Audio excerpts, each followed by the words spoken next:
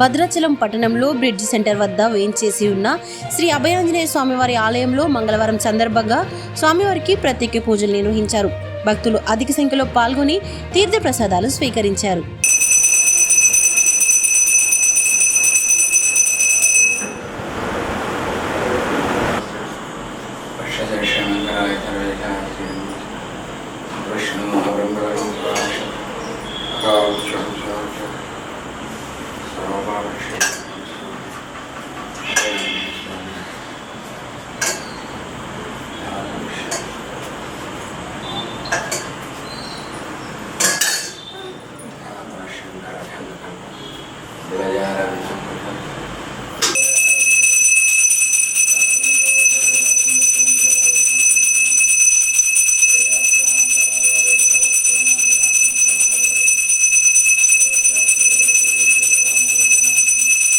जय श्रीराम. श्रीमते रामानुजाय नमः. श्रीरामाय नमः.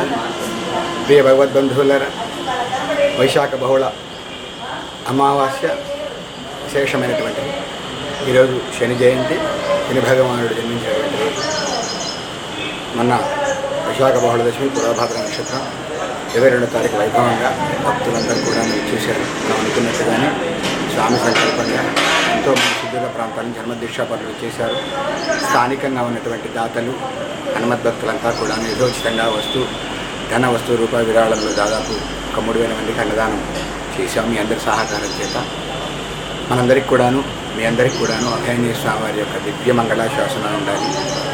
మన జీవితంలో ఉన్న ఒడిదొడుకులన్నీ కూడాను అధిగమించి, కష్ట నష్టాలను అధిగమించి చక్కటి పురోభివృద్ధిని సాధించాలని కోరుకుంటూ ఈరోజు వైశాఖ బహుళ అమావాస్య విశేషమైన రోజు.